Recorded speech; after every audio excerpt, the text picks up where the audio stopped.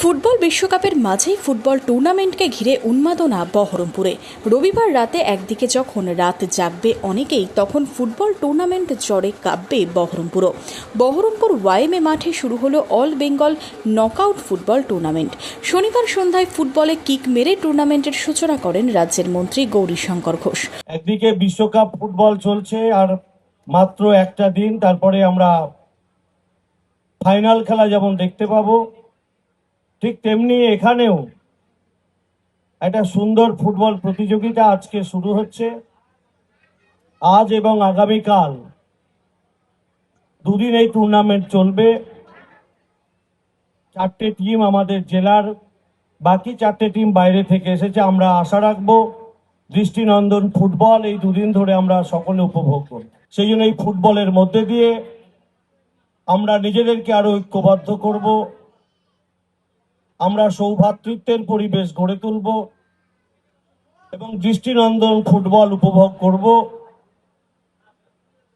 Football আমরা সবাই জানি যে ফুটবল খেলা,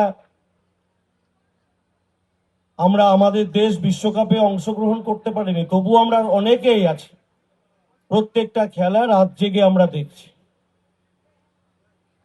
তো সেই একই ধরনের ফুটবল আমরা এখানেও দেখব।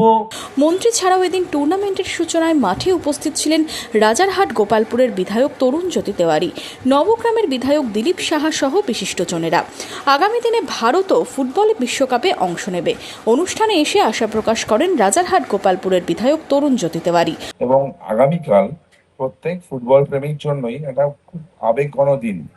আমাদের দেশ অংশগ্রহণ করে না, তা আমাদের বিশ্বাস একদিন না একদিন নিশ্চয়ই করবে। ফুটবল ইনফ্রাস্ট্রাকচারের জন্য গ্রামে গঞ্জে খেলাধুলা করা অনেক ছেলে মেয়েরা ঠিকঠাক সুবিধা পায় না, জায়গা পায় না, তারা হারিয়ে যায়, অনেক ট্যালেন্ট মাঠে মারা যায়। তো এই সরকার যেভাবে খেলাধুলার দিকেও দেখছে, আমার বিশ্বাস সেখান থেকেও কিছু ভালো ভালো ছেলেদেরকে তুলে নিয়ে আসা হবে এবং তাদের ব্যবস্থা করা হবে প্রশিক্ষণের মাধ্যমে। আগামী দিনে ফুটবলে উন্নতি ঘটবে বলেই দাবি নবগ্রামের বিধায়কের। আজকে আমাদের বহরমপুরের একটা সময় আমরা যখন ছোটবেলায় ছিলাম তখন মেন কালচার ছিল কিন্তু আমাদের ফুটবল। আমরা তখন সবুজ সংঘ মাঠ, কপিল দেবের মাঠ থেকে শুরু করে আমাদের গোপালী সংঘ থেকে শুরু করে এখানে যে ফুটবল প্রতিযোগিতা হতো এবং ক্লাবগুলো যেভাবে টুর্নামেন্ট হতো, সে দর্শনীয় ব্যাপার। তখন খেলাধুলার মধ্যে মেন শ্রেষ্ঠ ছিল ফুটবল। কিন্তু আমাদের আজকে সৌভাগ্য, যেসব ইয়াং ছেলে পিলে তাদের শরীর চর্চার জন্য ফুটবল দরকার, সেখানে কিন্তু আমরা অনেকটাই পিছিয়ে আছি।